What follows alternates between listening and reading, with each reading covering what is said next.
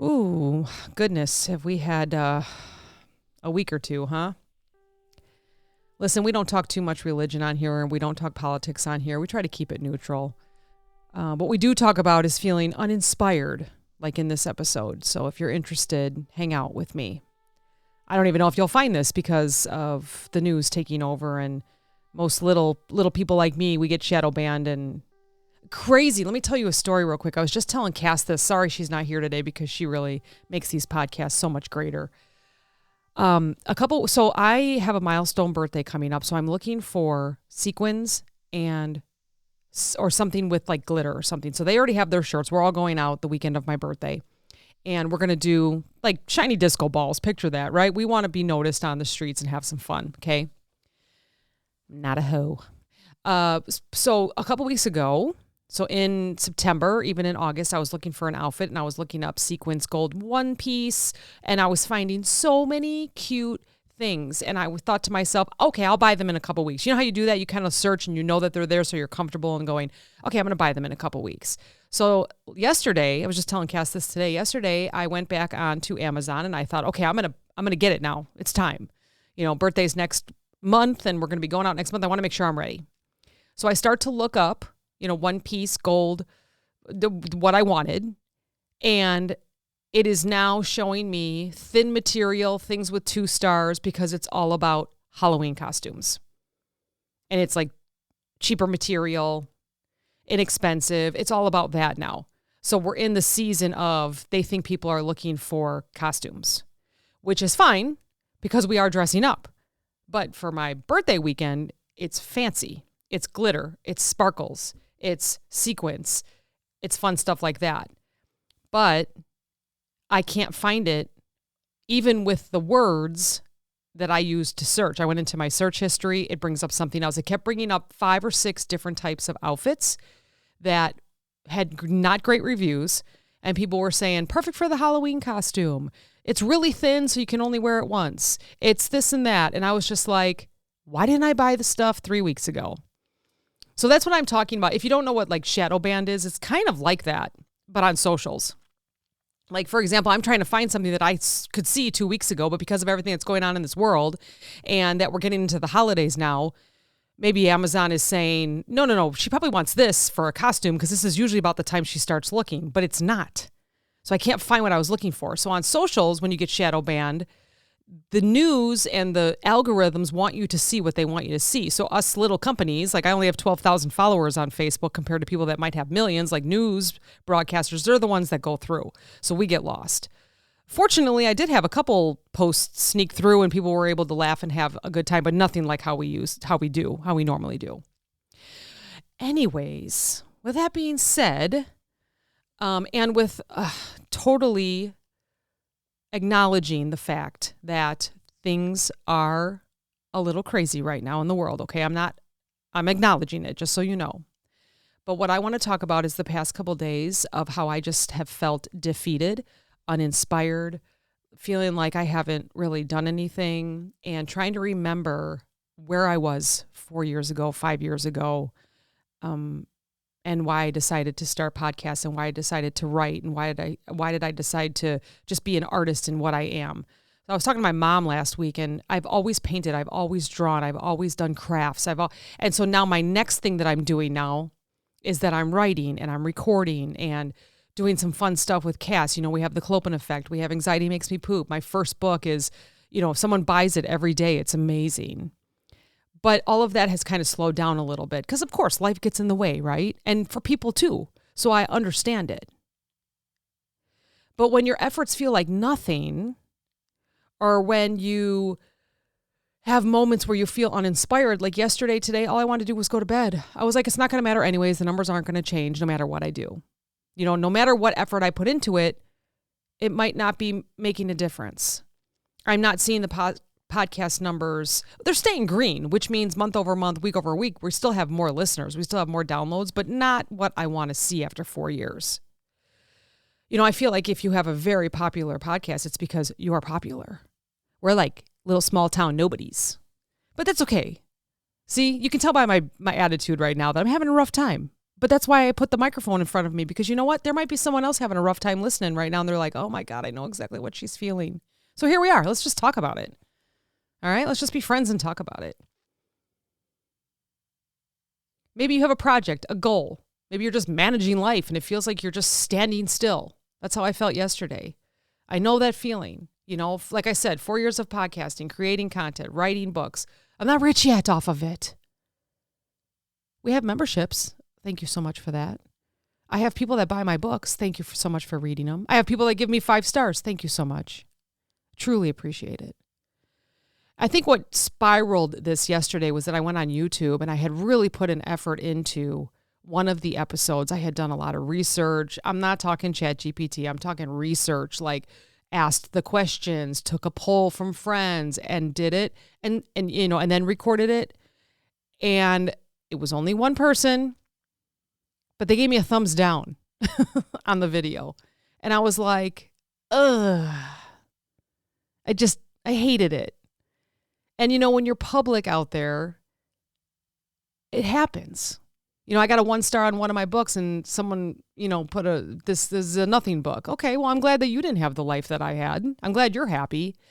Sometimes it just gets to us, okay? I'm not rich. I'm not on the New York Times bestseller yet, and I have 17 or 18 books. I'm trying. I've always dreamed of being a speaker. I'm close. I'm here speaking to you right now. We're hanging out. I always dreamed of being a life coach, changing people's lives daily.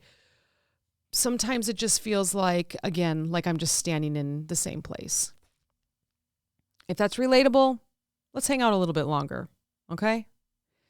So why might our brains make us feel this way? I know it's my brain. My heart's totally 100% in it, but now I'm exhausted and my brain's telling me otherwise. There is a science behind it. As many of you know, there is a science. When we work toward a goal and we don't see results, our brain's reward system, which is what? Dopamine. So our dopamine pathways, they might start to quiet down. I haven't had dopamine in a while. And dopamine isn't just about pleasure. It's about motivation, anticipation, the drive to do more. And in your brain, if it keeps signaling, hey, putting in all this effort equals nothing, it can make you feel unmotivated and exhausted. That's what I'm going through right now. There's also something called an ego depletion. So basically, it's mental fatigue. If you've been pushing yourself for a really long time, like me, 4 years, 5 years, 6 years, your brain might be saying, hey, let's slow down. I just need a break for a second. Just let me heal. Let me slow down a little bit. Do brains heal? I don't know. Let me slow down a little bit. Research shows that prolonged mental effort can actually make decision-making harder and leave us feeling drained. Then there's also the cognitive bias. Our minds can exaggerate setbacks and minimize progress. That's what my brain's doing this week. I've definitely made tiny wins along the way, as I'm sure you have as well, but maybe our brains only see the struggles. That doesn't mean the wins aren't real. Small wins are still wins, right? They just might be a little quieter than the frustrations of working so hard that's in our head, right? Maybe the small wins are quieter than the frustrations, and we got to reverse that. Put the wins on top, always. You woke up today, you took a shower, you went to work, or maybe you wrote a poem, or maybe you called somebody, maybe you sent an email. Win, win, win. You're winning today. You are winning. You're winning life. Experts and authors talk about this all the time. I think it's Bren Brown, Brene Brown. I read a quote, and I'm not going to completely quote it because it was taken out of context, I believe, but it says, it's normal to feel unseen or like your efforts don't matter, but that doesn't mean they aren't meaningful. Such great words. Angela Duckworth, who wrote Grit, points out that persistence often looks quiet, built from small, consistent actions that might not even feel significant at the time. So maybe a key takeaway here is that these feelings of frustration, invisibility, disappointment, lack of energy, lack of motivation. Maybe that actually might be signals, not judgments. We're hard on ourselves, right? They might be nudges to rest, adjust, or maybe to move differently. Don't ingest the message that you are failing. Maybe it's just a little nudge to do something different. I've dreamed about speaking on stages. I'm actually starting to write my next book on it, about a childhood dreams. I'm starting to write that. I'm on chapter 8 right now, and it just kind of talks about things that I would have wanted, things that I still want as an adult. I have the checklist, right? Do you have a checklist? I've dreamed about speaking on stages, helping people change their lives, sharing wisdom that sticks. I mean, I'm there. I feel like I'm halfway there with this podcast. And of course, I know Cass and I make everyone laugh when we're together. We've heard it. We know. I am confident that we do that every week. So maybe you're pouring your heart into something and you still feel invisible. It can make you question your purpose, your worth, your dreams. It's doing it to me right now. Are we relating? Maybe. But perhaps it helps us to remember feelings aren't facts. Just because it feels invisible doesn't mean it is. I find people are always watching. People are always watching, or people are always listening, just like a small child. Little pictures have big ears. They're always watching. They're always hearing you. You're probably motivating someone right now and you don't even know it. Someone's probably smiling right now and you don't even know it. Your efforts could be planting seeds you don't see yet. Or you may not see at all. Maybe you're slowly building skills. Maybe you're slowly building patience. Maybe you're slowly building resilience. You don't just wake up with resilience. There's lessons learned there with resilience. I have a whole class on it. It's probably happening in ways that matter more than you realize. And again, your efforts, you might not see them. Again, there might be someone thinking about you right now going, wow, that was good. You don't know it. They may not tell you. Or maybe someone's smiling. They're just smiling right now thinking about you. Or maybe they're quoting something that you said because they thought it was clever or funny or intelligent. So they're using it. It's amazing. You just never know. So keep pushing forward. Okay, so just a couple suggestions to keep you moving forward. I wrote these down. Bear with me here. Micro wins. You know, you've heard them. Even small actions like finishing a chapter, recording a podcast segment. I re-record things over and over again. Maybe sending in an email. It reminds you that you're moving forward. Do something every day for yourself so that you can celebrate a tiny victory, because that activates the brain's reward system, giving a little dopamine boost and reinforcing positive behavior. We all want to be positive. We really do. Rest and recharge. Your brain might need downtime more than you realize. Sleep. Take a short walk away from technology. Stretch. Maybe just stepping away for a moment. That can help restore mental energy. I always tell people, go for a walk. Take a deep breath. You know what? Let's just take a moment and take a really deep breath. In through your nose, count to 5, out through your mouth. Let it all go. Ready?